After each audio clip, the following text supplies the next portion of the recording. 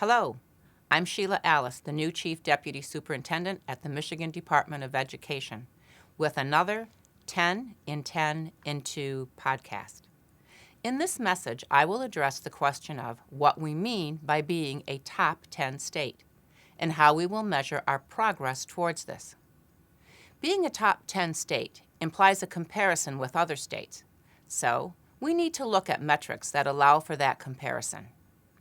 Knowing the mission of the Top 10 plan is to support learners in learning, any metric selected needs to focus on student outcomes. The National Assessment of Educational Progress, or NAEP, is known as the nation's report card. Every 2 years, a sample of students in 4th and 8th grades take this test, and state results are compared in math and language arts. Michigan currently ranks low among states on all tested areas of the NAEP. Similarly, comparisons of SAT scores for our high school students and graduation rates can be made across states.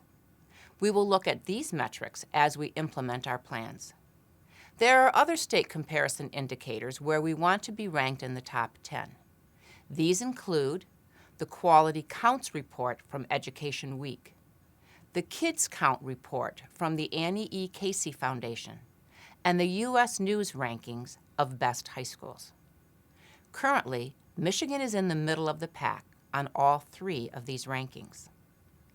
Just as a learner's knowledge and skills should not be measured by a single assessment, the strength of our education system and our top 10 in 10 plan cannot be boiled down to a single score or ranking.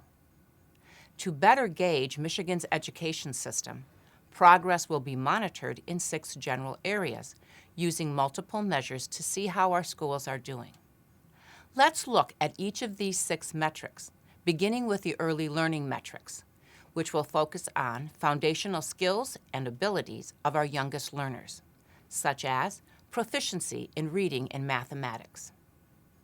Exit-ready metrics will focus on outcomes for learners as they leave the pre-K 12th grade system and move into post-secondary learning and careers. Engagement metrics will look at how learners are engaged in learning in school and the way parents, educators, and community members partner with each to support learning outcomes.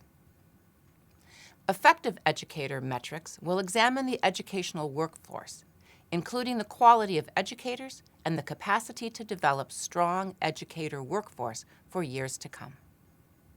Equity metrics will address equitable teaching and learning opportunities and demonstrate the similar availability of services and supports across the states. And finally, efficacy metrics will evaluate our ability to successfully implement strategies to ensure positive outcomes for all students.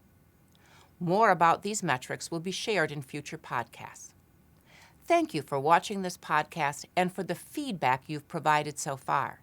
Please continue to share your feedback by emailing top10in10@michigan.gov.